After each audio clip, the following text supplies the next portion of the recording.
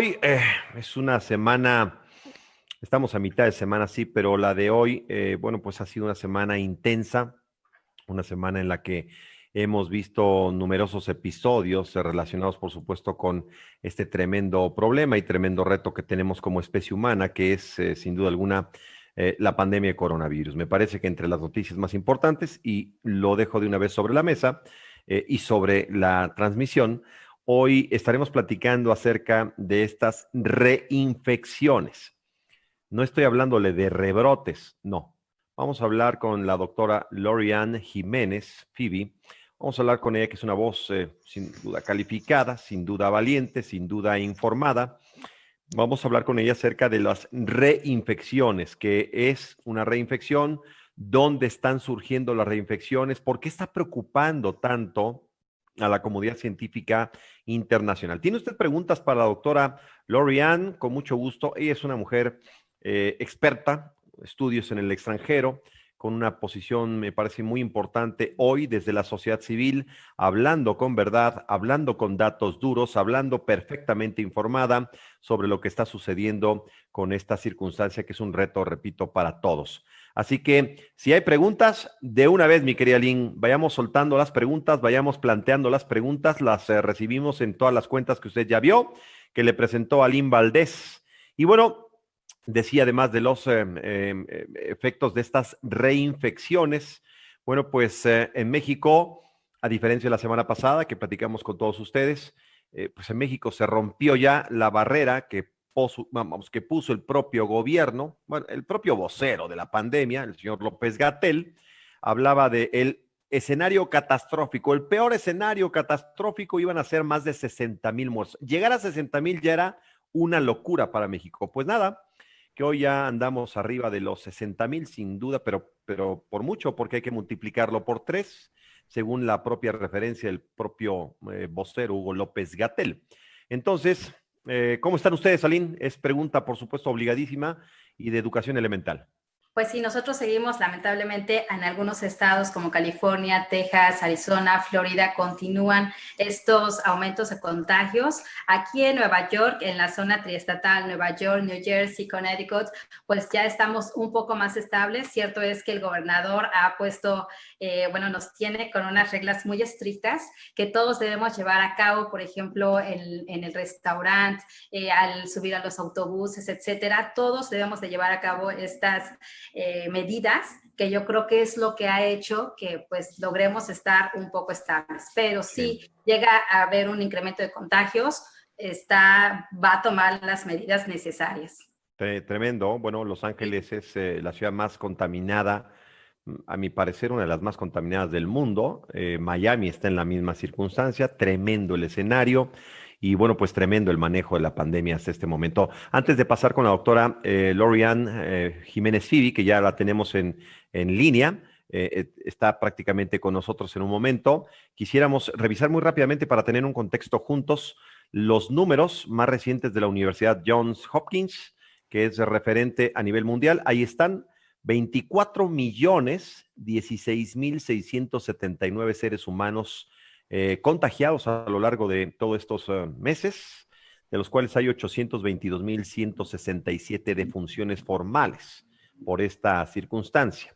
En Estados Unidos, si vemos la gráfica, andamos sobre, bueno, Estados Unidos es el país más afectado del planeta, 5,812,700 seres humanos contagiados, casi 180,000 defunciones. Y para finalizar, México en esa posición que está en la tabla de los primeros 7, 8, anda sobre prácticamente los 568,621, me refiero a los contagiados, y ya le digo, la cifra catastrófica, utilizando los mismos términos del gobierno para que no haya resquemores, 61,450 oficiales, que hay que multiplicar por 3 en una recomendación del vocero de la pandemia aquí en la República Mexicana. Nada más esa cifra es tremenda, tremenda en serio.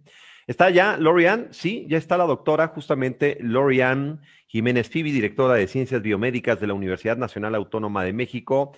Y yo reitero, una de las voces más informadas desde la sociedad civil, con evidentemente el conocimiento científico para platicar con nosotros desde la capital de la República Mexicana. Le damos la bienvenida, querida Lynn. Buenas noches, bienvenida. ¿Qué tal? Muchas gracias por la invitación. Muy ¿Cómo buenas noches estás, a los doctora? dos. Qué gusto saludarte una vez más. Gracias por estar con nosotros en esta noche, tiempo del centro de la República Mexicana. Son prácticamente ya las 7:07.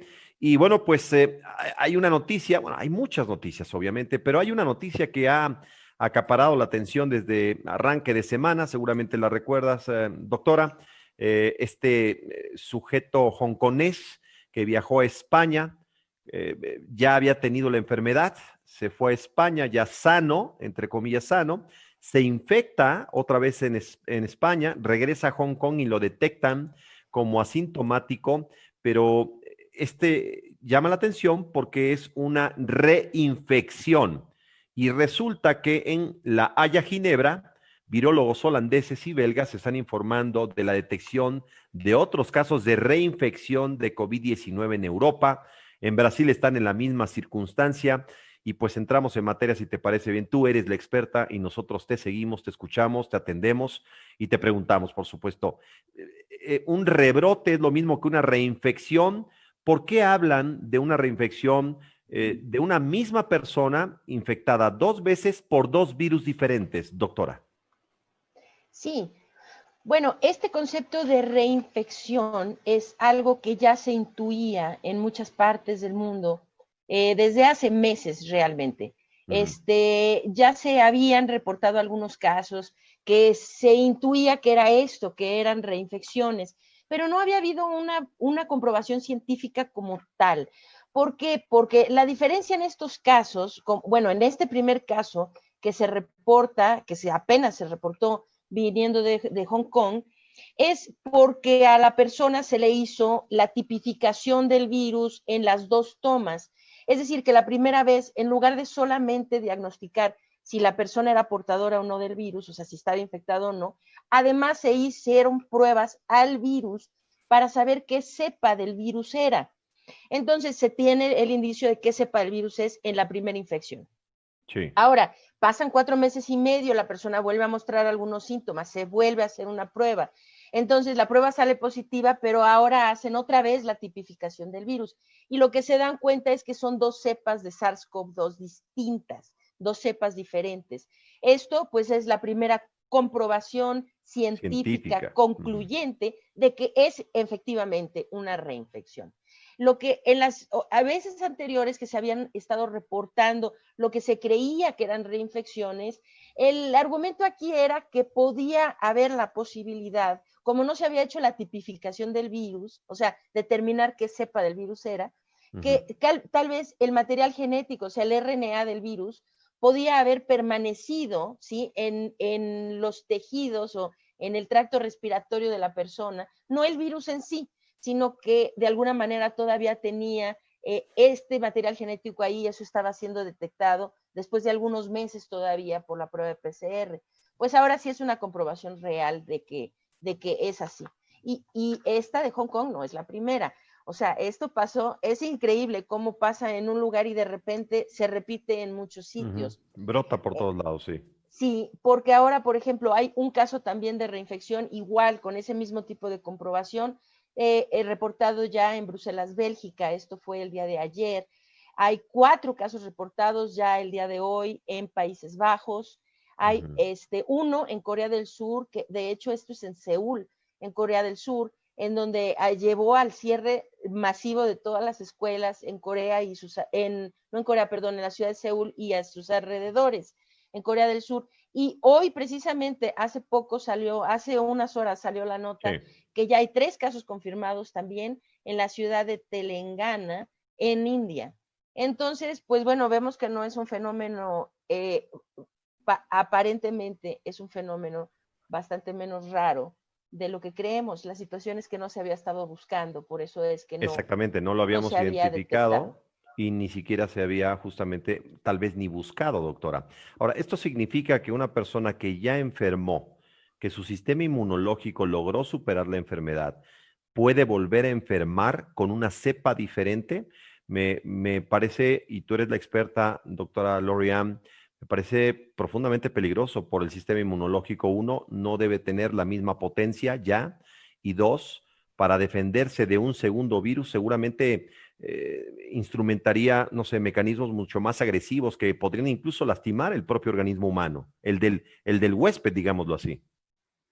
Pues creo que necesitamos ser muy cuidadosos en cómo Ujú. interpretamos toda esta información, Ok. porque es lo mismo que ha venido pasando desde enero, ¿no? Cada vez que hay un indicio de algo, hay una información que es solamente, o sea, científica, que es solamente parcial, y a partir de ella comienza a haber muchas especulaciones. Y estas especulaciones pueden conducir a la desinformación. Creo que hay que ser muy, muy, muy cuidadosos en las interpretaciones. A ver, existen varias razones de la reinfección. Esto no necesariamente quiere decir que las reinfecciones son con diferentes virus, o sea, es el mismo virus, es SARS-CoV-2, por eso es una reinfección.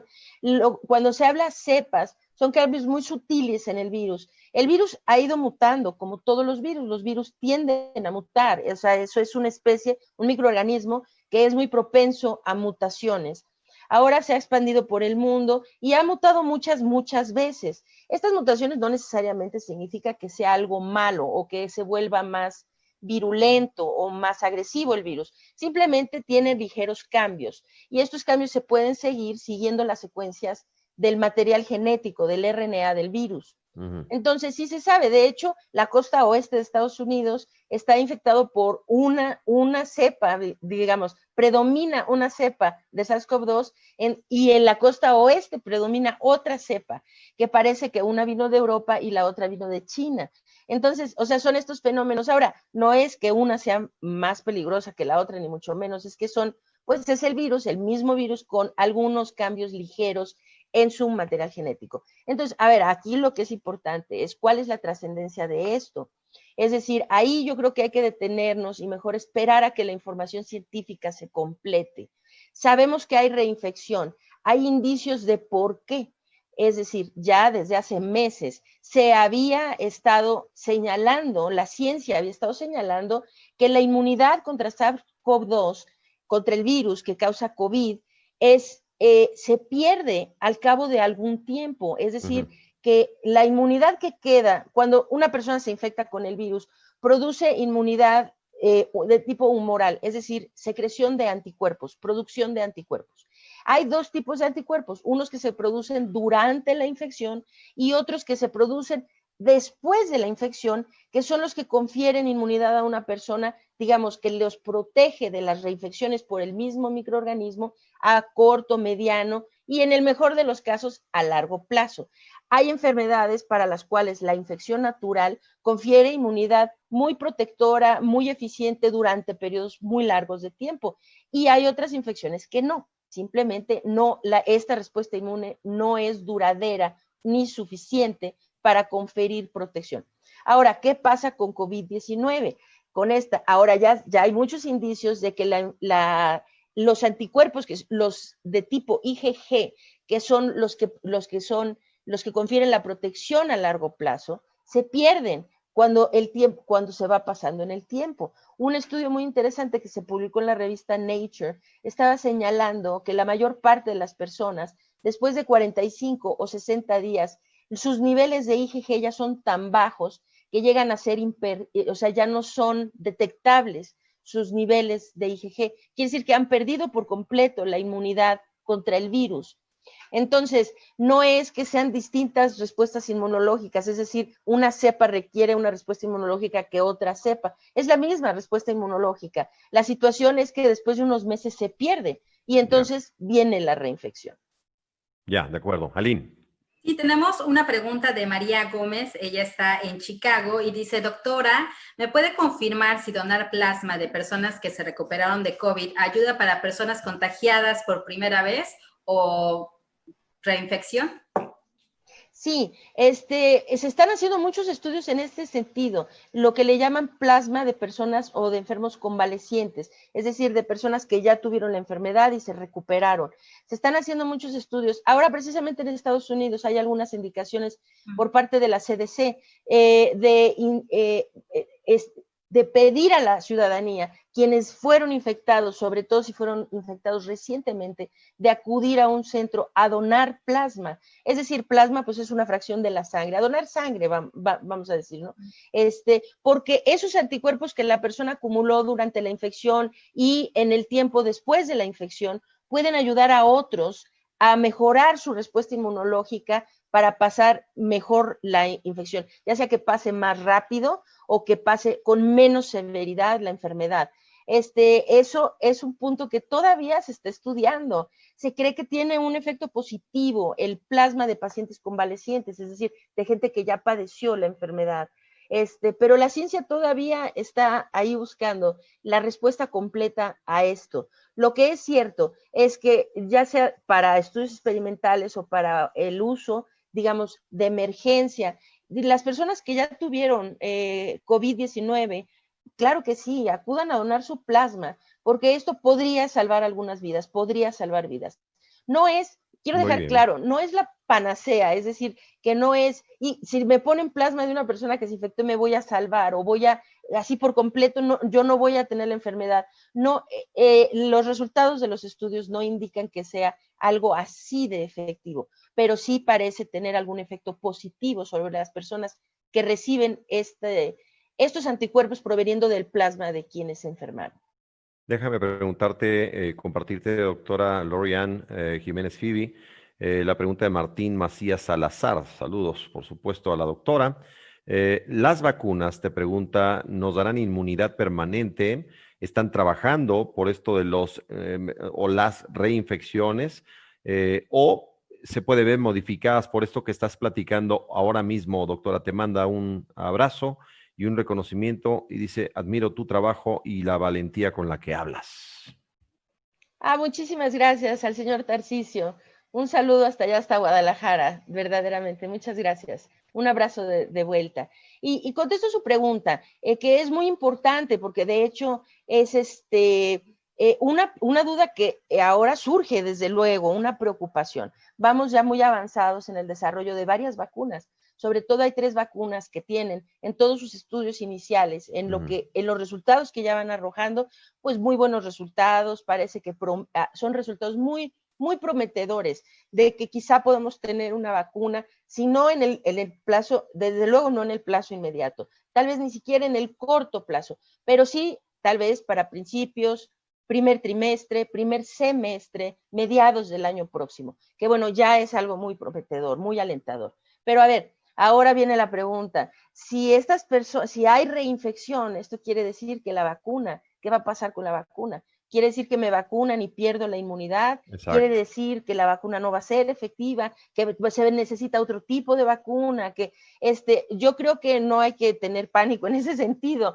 Es decir, a ver, esto no es, desde luego no es una buena noticia saber que hay reinfecciones. No es una buena noticia en ningún sentido. Es decir, que una persona que ya tuvo COVID puede volver a tener COVID. No sabemos exactamente cuál es el cuadro clínico de la reinfección. Solo observaciones anecdóticas hasta este momento de que tal vez en las reinfecciones las personas tienen una enfermedad menos grave, pero esto no está dicho aún por la ciencia. No hay una demostración que sea así. Podría ser que la segunda infección pudiera ser más grave para algunas personas. No lo sabemos, pero en términos de la vacuna, vamos a ver, esto no necesariamente es una mala noticia para las vacunas. O sea, las vacunas en general tienden a producir respuestas inmunológicas en la persona que son mucho más acentuadas y duraderas que la infección natural misma. Entonces, bajo esa óptica, pues las vacunas finalmente van a producir una respuesta inmunológica más acentuada que la que se produce naturalmente con la infección. Queriendo decir que sí podríamos tener la esperanza de que fuera una inmunidad a más largo plazo. Ahora también no hay que perder de vista, no todas las vacunas del esquema normal que tenemos de vacunación los seres humanos desde la infancia son vacunas de dosis única. Hoy por hoy, pues la mayoría de las vacunas tienen un cierto esquema. Digamos, hay vacunas que sí se ponen una sola vez en la vida y tal vez no es necesario volver a reforzar esa vacuna hasta la edad adulta avanzada, tal vez, ¿no? Pero muchas llevan esquemas, digamos, una vacuna hoy con un refuerzo al mes, con otro refuerzo a los 3 meses y después cada 5 años, qué sé yo, ¿no? O sea, la hepatitis B es hoy y luego al mes y luego cada 10 años o X, ¿no? O sea, dependiendo de qué vacuna sea. Entonces, bueno, esa es otra posibilidad, que no hemos hablado todavía de cuál va a ser el esquema de vacunación contra COVID-19.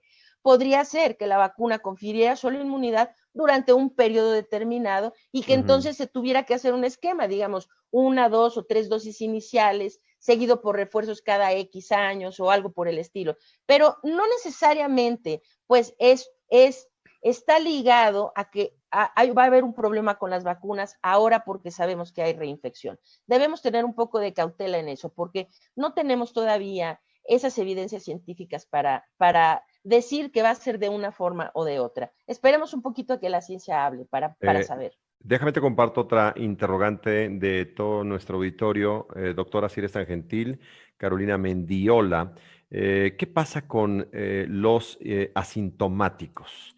Los asintomáticos son personas que, entiendo, ya se infectaron, nos dice, pero que no tienen ninguna sintomatología. Ahora está comprobado, y eso no lo vas a referir tú, doctora, que las personas que ya sufrieron la infección tienen problemas después con su salud en riñones, en el hígado, en el corazón y en otros muchos órganos.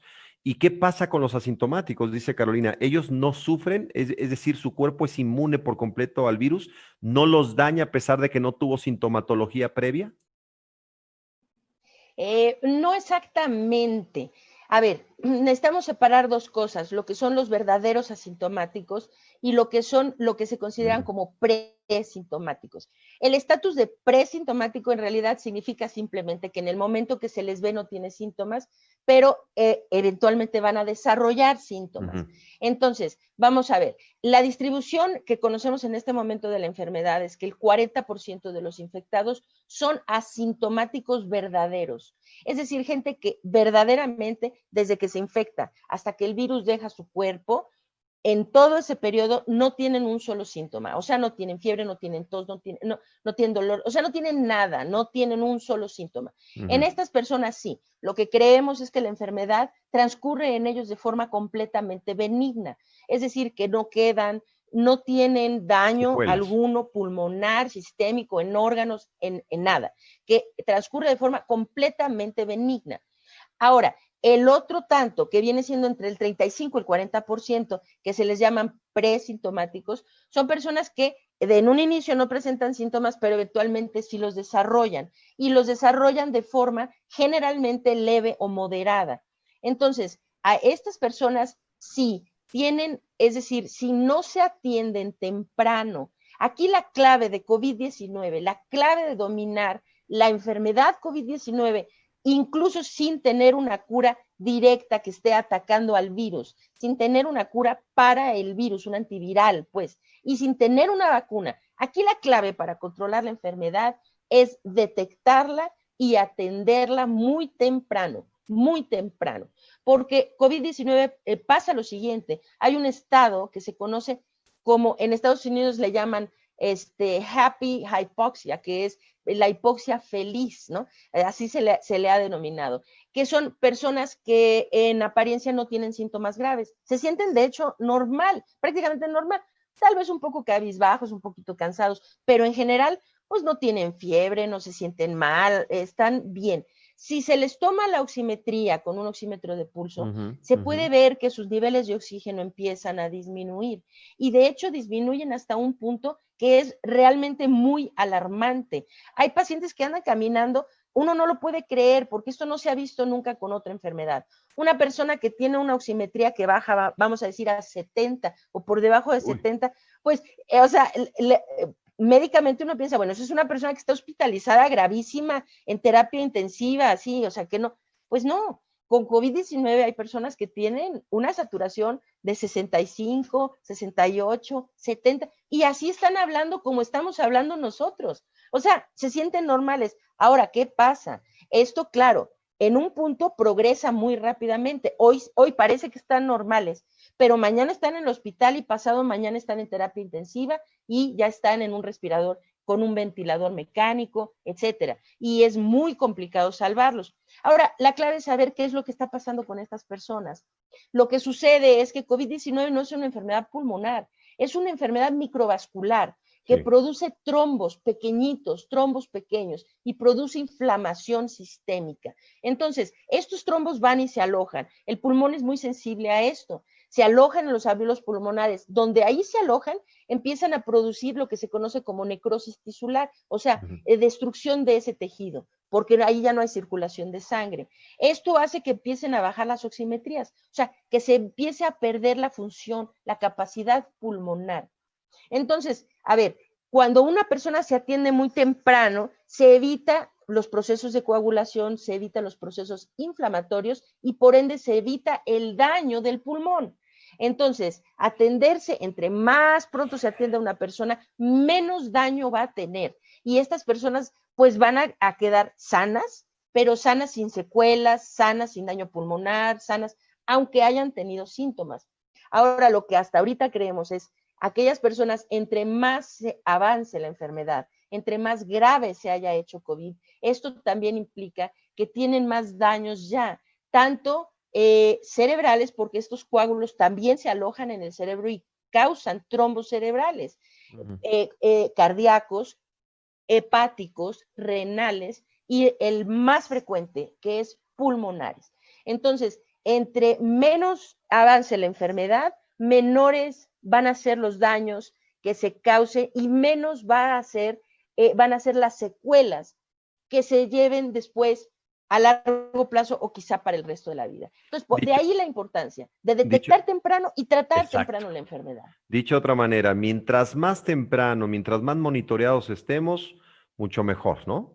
Absolutamente. Y el monitoreo lo puede hacer la gente en casa, no es necesario, porque una persona que ya tiene una prueba positiva para COVID, pues necesita tener su oxímetro, su termómetro en casa y en las mañanas, cada mañana, cuando se levanta o en la noche antes de dormir, tomar su oximetría, asegurarse que los niveles están quedando por arriba del 94%. Si vive en un lugar como la Ciudad de México, que es de gran altitud, arriba del 92%. Es decir, mientras no baje en términos generales del 90%, entonces no son, la situación está bien, pero necesita, si se empieza a detectar una persona que normalmente está siempre saturando, 96, 98, 96, 98, siempre, y de repente empieza a saturar 93, 92, 91 y de un día amanece con 89, bueno, pues esta es una gran señal de alarma, pero en ese punto seguramente el daño que empieza a tener es muy, muy localizado, muy pequeño, que en ese momento se puede revertir sin que hacer que no siga progresando. Claro. Entonces, eso es la importancia, el automonitoreo en casa y detectar temprano para entonces sí acudir a tiempo a un médico, a un hospital, para que se le atienda y entonces evitar los estadios graves de la enfermedad y la muerte, desde luego, ¿no? Sí. ¿A partir de qué edad se tiene que realizar este monitoreo y se tiene que realizar en una determinada hora, todos los días? Bueno, en todas las edades, así. Hay oxímetros, o sea, desde un niño, vamos a decir, de unos 2, 3 años, es el mismo oxímetro que sirve para todos. Los bebés tienen sus oxímetros, mini oximetritos, pues especiales, que se toman, que hay que consultar con un pediatra. Cuidado esto, los seres humanos muy pequeños, vamos a decir, en el primer año de vida sobre todo, son muy, muy susceptibles a ponerse graves con COVID-19. Entonces, sobre todo si tienen infantes, si tienen bebés, niños muy pequeños, o sea, de baja edad, necesitan, por favor, eso sí, monitorearlos siempre con su médico. No intenten tratarlos en casa. Necesitan siempre estar al pendiente con su médico tratante, ¿no? Toda la demás familia, a excepción de los bebecitos, pues, todo el resto de la familia puede tratarse con el mismo oxímetro siguiendo los mismos parámetros. Lo que cambia es la frecuencia cardíaca. En general los niños de forma natural tienen una frecuencia cardíaca más alta que los adultos. Pero a partir de los 14, 15 años, pues todos más o menos manejamos los mismos rangos de frecuencia cardíaca, de oximetría también, y de temperatura, desde luego, ¿no? La Claro, temperatura. claro. Entonces, ¿cuándo hacérselo? La recomendación es una vez al día si no tienen problemas, si no hay síntomas, si no hay indicios de que algo va deteriorándose, si la oximetría está bien, una vez al día. Importante una cierta hora del día, no necesariamente, la hora que gusten, lo que es bueno para seguir un patrón, porque cuando empezamos a hacer patrones, entonces no se nos olvidan las cosas. O sea, hacerlo siempre, acordarse, ¿no? En la mañana al despertar agarro mi oxímetro, lo pongo y lo noto en mi libretita, pongamos, ¿no? O en la noche antes de dormir, se vuelve costumbre y esto se puede volver indispensable y de hecho se puede, esa libretita donde estemos anotando nuestras oximetrías, podría ser una herramienta para el médico si algo llegara a suceder, si empezáramos a tener algún problema, ¿sí? Incluso sin tener la prueba, es decir, pudimos haber estado en contacto con alguien sin darnos cuenta, infectarnos. En México no hay acceso amplio a pruebas gratuitas, así que mucha gente está infectada sin tener la comprobación, pero con la oximetría se puede y esa libretita le daría herramientas al médico para saber cuándo empezó a deteriorarse, qué tanto empezó, qué tan rápido ha sido el deterioro. Es una herramienta de vida, de verdad, o sea, de salvar vidas. Entonces yo sí, de verdad, o sea, yo incito a la población, como todo mundo tiene en su mesita de noche su termómetro, ¿no? O alguna cosita que siempre guardan en la mesita de noche, pues ahora guarden su oxímetro. Esto puede salvar muchísimas vidas. Creo que es necesario que todos estemos conscientes de esto. Hay un tema, es como el baumanómetro, me están diciendo, querida doctora Lorian, mucha gente de la tercera edad y algunos que no son de la tercera edad tienen su baumanómetro de muñeca y de brazo en casa, ya forma parte de su termómetro y de sus elementos de, digamos, monitoreo permanente. Pues el oxímetro, que no es un elemento muy caro, la verdad, me parece que es fundamental y hoy ya tiene que haber un oxímetro en cada hogar en los Estados Unidos o en México. Mira, está preguntando con esto te vamos dejando para que sigas con tu trabajo y tu investigación, doctora. ¿Qué pasa con el oxímetro? Pregunta una amiga del auditorio. ¿Qué pasa si el oxímetro comienza con una medida de 93, 94 y después de unos segundos comienza a subir a 95, 96, 97, 98, 99? ¿Falla el oxímetro o es normal que haya una variación conforme avanzan los segundos? Sí, esa pregunta la tiene todo el mundo, es muy frecuente. La gente va a empezar a saber usar el oxímetro y saber cuándo sí es algo de preocuparse y cuándo no. Okay. Esta es la pregunta más frecuente de todas. Esto es normal. De hecho, jueguen tantito con su oxímetro para que se familiaricen con él. Déjenselo en el dedo un rato, caminen, por ejemplo, o hagan ejercicio aeróbico y vean cómo sus oximetrías suben y bajan. Claro, hay variaciones y esas variaciones son completamente normales. Si usted respira profundo con el oxímetro puesto, hace una respiración verdaderamente muy profunda, la sostiene y después exhala, y se espera unos segundos, va a ver cómo su oximetría se eleva. O sea, esto es normal. También si deja de respirar un rato, va a ver cómo se empieza a disminuir la oximetría. Estas son las variaciones normales, no hay nada de qué preocuparse. Lo que deben hacer, esto sí es muy importante, cuando tomen la oximetría tienen que estar en reposo, es decir, en reposo me refiero sentado en una silla después de 1 o 2 minutos sin haber hecho ninguna actividad física. Hacerse en reposo, eso es una, con las manos limpias, secas y ojo, las mujeres sin barniz de uñas. El barniz de uñas puede interferir con la lectura del oxímetro, entonces sin barniz de uñas, ¿ok?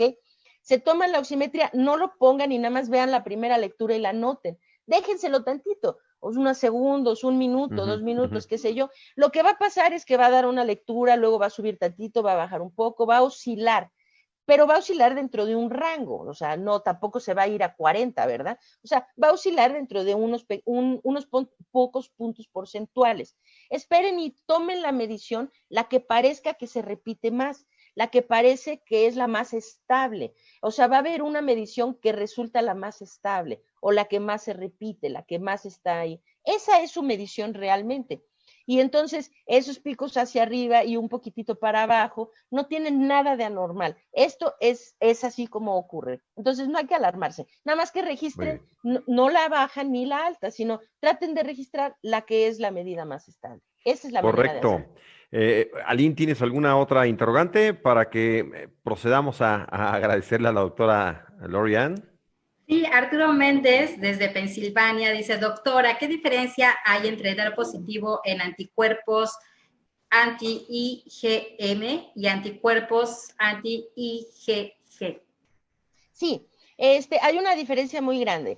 Como mencioné hace rato, los anticuerpos IgG o de tipo IgM e IgG son igual anticuerpos que se producen contra el virus, pero esto es el indicio de dos cosas diferentes.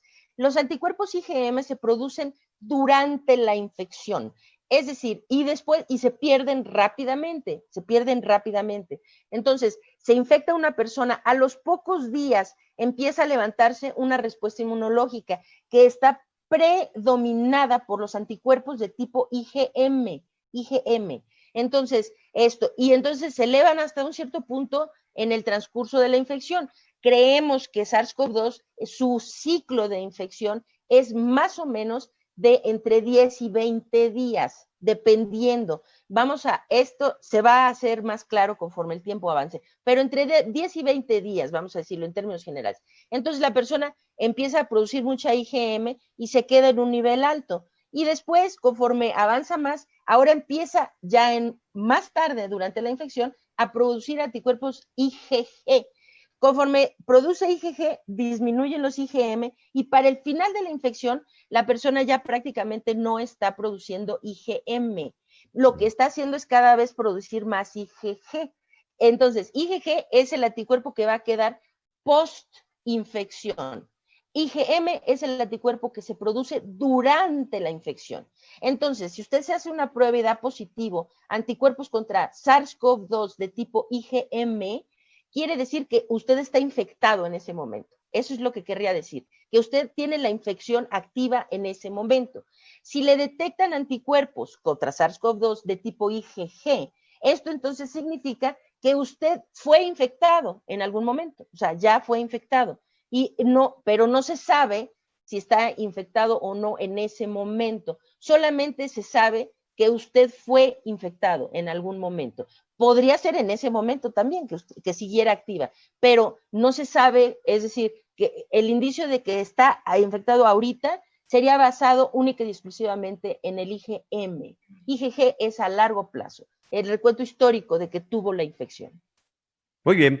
Doctora Lori-Ann Jiménez Fibi es directora de Ciencias Biomédicas de la Universidad Nacional Autónoma de México, una de las universidades más prestigiadas del mundo, sin duda alguna, que le digo América Latina, yo pienso que es la número uno. Y bueno, pues doctora, para nosotros eres una valiosísima colaboradora, una mujer que habla con conocimiento, vamos, nadie lo pone en tela de duda, conocimiento pleno de lo que estás platicando con nosotros y de verdad te apreciamos mucho, no solo esta charla, sino todas las que hemos tenido.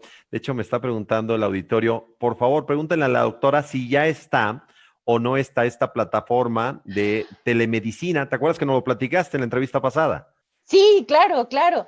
No está todavía, Ok, ok. por Ahí favor, vamos, ahí aguánteme vamos. tantito. Pero ya vamos, muy, muy pronto. Tenemos Ok. que cuadrar los detalles legales, administrativos, de regulaciones y demás. Pero estamos a punto, a punto. Espero que esto sea cuestión de 1, 2, 3 semanas, o sea, cuestión de Buenísimo. semanas. Pero lo haré saber, créanme, en todas las redes sociales, en este programa, aquí Aquí en Foro mero. Latino.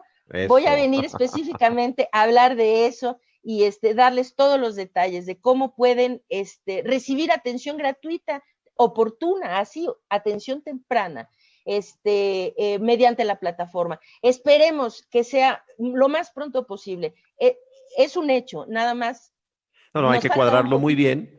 Hay que Se cuadrarlo muy necesita bien cuadrar para muy que, bien, exacto, porque no para puede que no te ser. lo tiren, ¿no? Claro, es que no puede ser un esfuerzo improvisado, ¿no? Estoy de Y no acuerdo. servirá de nada que sea un esfuerzo que dure 2 semanas o 3. O sea, queremos ir a la larga. Si esto se va a prolongar hasta marzo, abril, mayo, junio del año que entra, queremos seguir dando y que al contrario, que cada vez sea más amplio el esfuerzo, que sean más las personas que podamos ayudar, a una extensión más grande de la República, etcétera. Pero para eso esta primera parte es muy importante, que todo sea hecho muy, muy bien y con mucho cuidado para que sea sustentable la plataforma, sí. Sensacional. Esta es tu casa, lo sabes muy bien, es tu foro. Este espacio es tuyo, Lorian, y estaremos atentos de los anuncios que tengas que platicar con nosotros. Te apreciamos mucho que formes parte literalmente de estos valiosos colaboradores que hemos estado construyendo al cabo de las semanas. Muchísimas gracias, Iván, Aline. Gracias, saludos al auditorio y un placer, como siempre, estar en el programa. Hasta la próxima, querida doctora. Cuídate mucho, por favor. Síguete cuidando. Hasta pronto. Ahí está Lorian Jiménez Fibi. Ella es directora de Ciencias Biomédicas de la Universidad Nacional Autónoma de México. Y pues de hablar, oye, nos quedamos con un montón de preguntas, Aline? Sí, bastantes preguntas. Oye, a mí dos personas me han preguntado, ¿por qué si yo me mido con el cubrebocas, me da ahora sí que me da un valor, el oxímetro, y si me quito el cubrebocas me da otro valor? Pues por lo mismo que está platicando la doctora, tiene usted que estar en reposo. Obviamente la máscara pues limita un poco la oxigenación propia. Si usted se la pone, pues seguramente dará una medición un poquito más baja, pero lo que ha recomendado el oxímetro es sensacional. Póngaselo, primero cómprelo y después úselo en su casa, póngaselo y juegue con él. A ver, cuando digo juegue con él, es decir, conózcalo, familiarícese con él. Yo te voy a contar algún día de una persona que se lo puso y le dio la primera medición en 90, no, bueno, le estaba dando el soponcio, Aline. Y pues era nomás ignorancia, ¿no? Nada más. Tú dirás. Bueno, ¿qué más?